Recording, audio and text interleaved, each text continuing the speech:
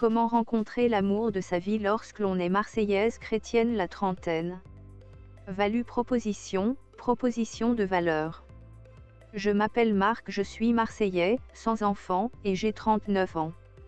Si vous êtes marseillaise, chrétienne, blanche, que vous avez la trentaine, et êtes célibataire, rencontrons-nous pour du sérieux, qu'en dites-vous?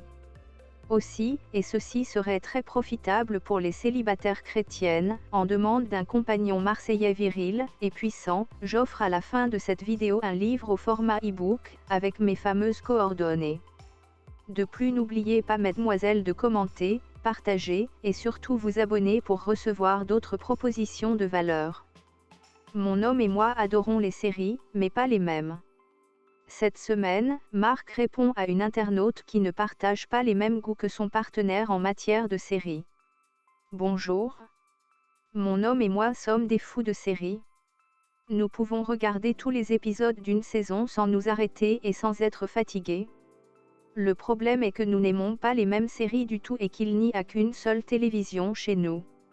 Nos soirées se transforment souvent en négociations sans fin pour savoir qui aura la télécommande, surtout depuis que tout est fermé à cause du Covid, ou bien, on se fait un planning, mais passons la soirée séparément.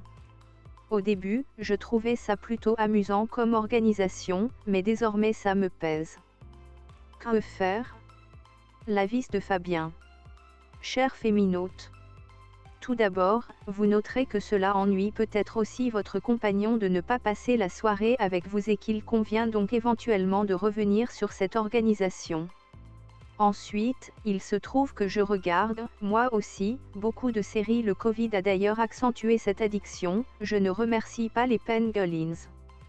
Ma compagne et moi n'avons pas forcément les mêmes goûts, même si nous n'avons rien contre le fait de regarder des séries Z de temps en temps pour nous détendre les neurones, et c'est normal. La probabilité pour que deux êtres qui s'aiment n'ayant plus les mêmes goûts artistiques est assez rare, à part dans les comédies romantiques, bien sûr. Il existe pas mal de possibilités pour régler ce petit souci, et l'organisation que vous aviez trouvée en est une. Tout d'abord, vous pouvez imaginer, alterner. Chacun son tour de choisir une série, par exemple. Cela vous permettrait de découvrir d'autres choses et vous permet de passer du temps avec votre homme en lui faisant plaisir, et inversement. Je fais souvent cela pour les films avec ma compagne et cela me permet de m'endormir sur le canapé lorsque c'est elle qui choisit, ce qui allonge ma nuit, un bénéfice non négligeable. Il est intéressant d'être créatif pour ces visionnages communs et vous pourriez imaginer mettre en place un système où celui qui choisit la série doit faire à dîner. Évidemment, si votre compagnon cuisine très mal, ce n'est peut-être pas adapté, sinon, c'est double peine. Vous pouvez aussi avoir des plages différentes de consommation des séries. En ce moment, avec le télétravail, le midi avec un plateau déjeuner est un moment idéal pour regarder les séries. Enfin, dernière option, il reste la possibilité d'acheter une deuxième télévision. Mais je ne voudrais pas vous pousser à la consommation, donc je vais éviter de vous le suggérer. Les dernières questions / réponses de Marc. Mon homme n'est pas revenu d'un enterrement de vie de garçon. M'a-t-il trompé? Mon compagnon est obsédé par sa voiture.